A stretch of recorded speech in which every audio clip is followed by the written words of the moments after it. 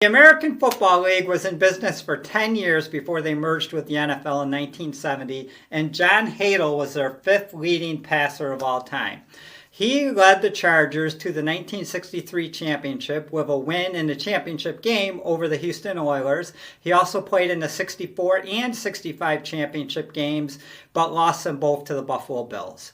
He led the league in passing twice, and he finished his American Football League career ranked third all-time with over 19,000 passing yards and fourth all-time with 143 touchdown passes. The fourth best quarterback in AFL history, Broadway Joe Namath. In just 5 seasons in the AFL, he was a 4-time All-Star and twice he led the league in passing yards, 3 times going over 3,000 yards. He was the 1965 Rookie of the Year, and in 1967, he became the first pro quarterback in any league to throw for over 4,000 yards.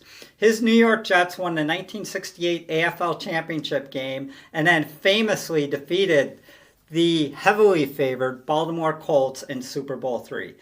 Broadway Joe had very bad knees his entire career and often would have to have them drained at halftime so he could come back out to finish the game. And then later in life, he had to have both knees replaced. Hi everyone, I hope that you're enjoying this content. If you are, if you could please subscribe for me, I would really appreciate it. Thank you. Third best quarterback in AFL history is local hero Jack Kemp. Jack Kemp played in 5 of the 10 AFL championship games. He lost his first 2 games when he was with the Chargers, then came here to Buffalo, won 2 championships before losing the third one. He's the only AFL quarterback to have been a starter all 10 seasons that the AFL was in business. He was the all-time AFL passing leader with over 21,000 yards, and he finished 5th all-time with 114 touchdowns. As great as his passing credentials are, he was also a pretty good runner. He rushed for over 1,100 yards and scored a remarkable 40 touchdowns on the ground. And the number 2 AFL quarterback of all time, and it feels good to give this to an old guy because I'm an old guy myself, George Blanda. He led the Houston Oilers to the first 2 AFL championships in both 1960 and 1961.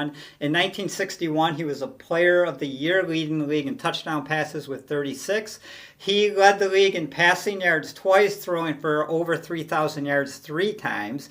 He was a 4-time All-Star, and he finished 2nd all-time on the AFL touchdown pass list with 168. And he was also 2nd all-time on the passing yardage list with over 19,000 yards. And the greatest quarterback in AFL history, Mr. Len Dawson. Len Dawson started his career with the Dallas Texans and was the 1962 MVP, leading the Texans that year to the AFL championship game, a year in which he completed 29 touchdown passes and had a 61% completion rate.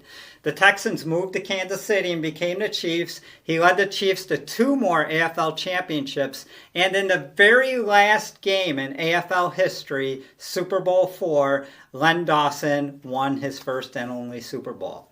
A pinpoint passer, Dawson would lead the league in completion percentage 7 times and touchdowns 4 times. The all-time AFL leader in touchdowns with 182. He was a 6-time All-Star and in 7 AFL playoff games threw an additional 6 touchdown passes and over 1,200 yards.